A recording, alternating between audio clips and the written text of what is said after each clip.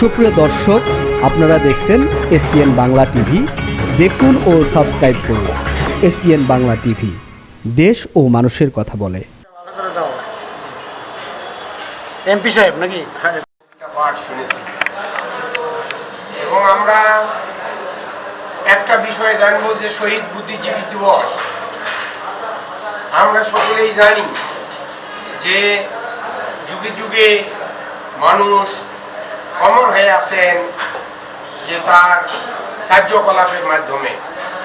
সেই মতে দেখা যায় যে 1969 সালে পূর্ব পাকিস্তানের যে আমাদের যে আন্দোলন ছিল, যে পাকিস্তানের যে শোষণ পীড়নের বিরুদ্ধে যে গণ আন্দোলন ছিল, সেই আন্দোলনে আমাদের রাজশাহী বিশ্ববিদ্যালয়ের সৈয়দ শামসুজ্জোহা স্যার তিনি তার আত্মদান করেছেন, তার জীবন দান করেছেন। 144 ধারা জারি করেছিল সেই সময় পশ্চিম পাকিস্তানি সেনাবাহিনীদের তোপের মুখে। 144 ধারা জারি ছিল, শামসুজ্জোহা ছাত্রদেরকে রক্ষা করতে গিয়েছিলেন।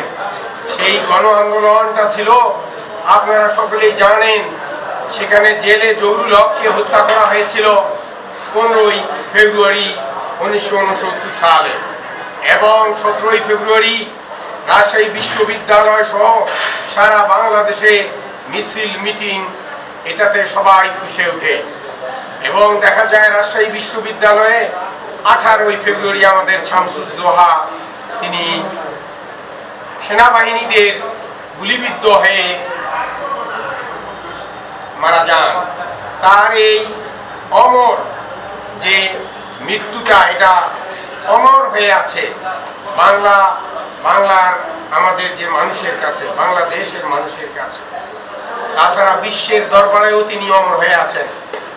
আমাদের শামসুজ্জোহা স্যার সেই বিশ্ববিদ্যালয়ে তিনি এই শহীদ বুদ্ধিজীবীদের মধ্যে প্রথম বুদ্ধিজীবী হিসেবে তাকে স্মরণ করা হয়।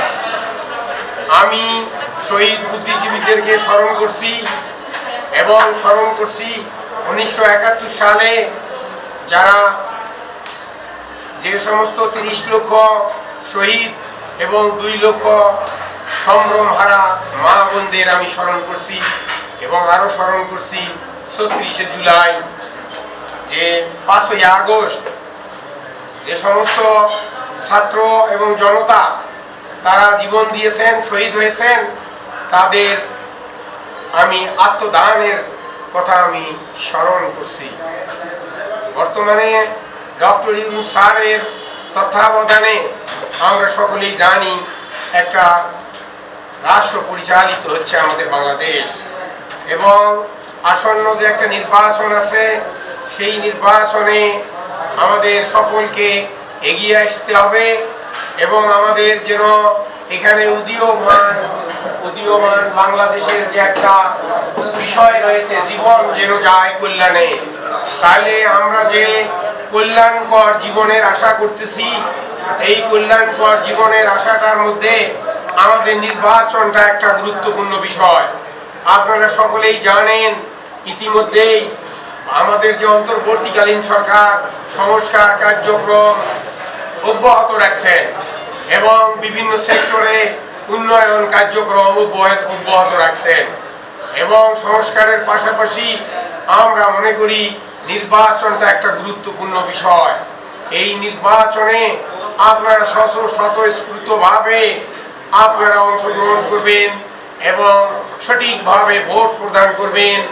আমি মনে করি এই নির্বাচনে 470টি যে আমাদের উপজেলা রয়েছে, এই সকল উপজেলায় আমাদের যেন যে যারা উপজেলা নির্বাহী অফিসার আছেন তারা সহকারী রিটার্নিং অফিসারের দায়িত্ব পালন করবে। আমাদের লেখকদের জন্য কিছু বলবো এবং আমি মনে করি আমাদের জেলা প্রশাসন আছে, জেলা প্রশাসকের আমাদের যারা রয়েছেন সকল জেলা প্রশাসক, ডিপ্টি কমিশনার, ডিসি মহোদয়গণ তারা রিটার্নিং অফিসারের দায়িত্ব পালন করবেন এবং পুলিশ প্রশাসন সঠিকভাবে দায়িত্ব পালন যদি করে, আমাদের যদি বিজিবি সঠিকভাবে দায়িত্ব পালন করে, সেনাবাহিনী যদি সঠিকভাবে দায়িত্ব পালন করে এবং আনসার বাহিনী যদি সঠিকভাবে দায়িত্ব পালন করে, গ্রাম প্রতিরক্ষা বাহিনী সঠিকভাবে দায়িত্ব পালন করে, পাশাপাশি সমগ্র বাংলাদেশে যদি আমাদের সাংবাদিক ভাইরা সঠিকভাবে দায়িত্ব পালন করেন, তাহলে আমি মনে করি আমাদের দেশে একটা সুষ্ঠু ভোট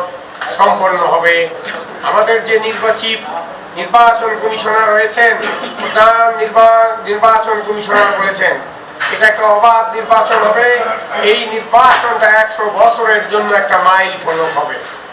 আমরা আশা করি এই নির্বাচনটাতে যাতে কোনো দল কারচুপির আশ্রয় গ্রহণ না করে, ভোট ডাকাতির আশ্রয় গ্রহণ না করে, এর জন্য সাংবাদিক ভাইদেরকে বেশি সোচ্চার হতে হবে এবং প্রত্যেক দল এবং জনগণকে সোচ্চার হতে হবে। তাহলে আমাদের জীবন যেন যায় কল্যাণে, এটা সার্থক হবে। আমাদের উদীয়মান বাংলাদেশ বহুদিন থেকে এই সংগ্রামটা চালিয়ে যাচ্ছে এবং সাংবাদিক ভাইরা, উপস্থিত গুণীজন আমাদের আপনারা আছেন, আপনারাও এই বিষয়টা এগিয়ে নিতেছেন। তাই উদীয়মান বাংলাদেশের মঙ্গল কামনা করছে, বাংলাদেশের জনগণের মঙ্গল কামনা করছে। বাংলাদেশের জনগণ চায় শিক্ষায় উন্নয়ন, বাংলাদেশের জনগণ চায় বেকারত্ব মোচন, বাংলাদেশের জনগণ চায় কৃষিতে উন্নয়ন।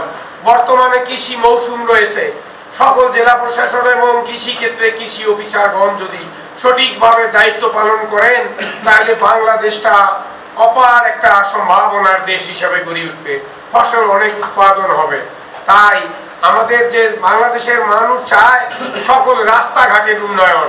তাই আমি মনে করি আমাদের যে উজ্জ্বল সামনে দিন রয়েছে, বাংলাদেশের যে অসংখ্য জনগণ রয়েছে, আমাদের যে উদীয়মান যে বাংলাদেশের পক্ষ থেকে আমরা আহ্বান করব, আমাদের যে নতুন ভোটার যারা রয়েছেন, এই নতুন ভোটাররাই আমাদের উজ্জ্বল বাংলাদেশের যে ভবিষ্যৎ রয়েছে এটা তারা রচনা করবেন।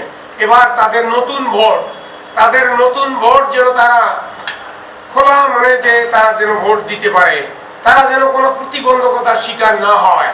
তাহলে আমাদের দেশটা যে আমাদের যে গুণীজনদের যে চাহিদা রয়েছে, আমাদের যে ইয়াং যে পিপলটা রয়েছে তাদের যে চাহিদা আছে, আমাদের যে বহির্বিশ্বে ভাইরা অপেক্ষা করতেছেন, তারা যে পোস্টাল ভোট প্রদান করবেন তারা যেন সঠিকভাবে ভোট প্রদান করতে পারেন এবং নির্বাচন কমিশন যেন সঠিকভাবে দায়িত্ব পালন করেন। এই বলি আমি আমার বক্তব্য শেষ করছি। সকলে সুস্বাস্থ্য কামনা করছি। আসসালামু আলাইকুম।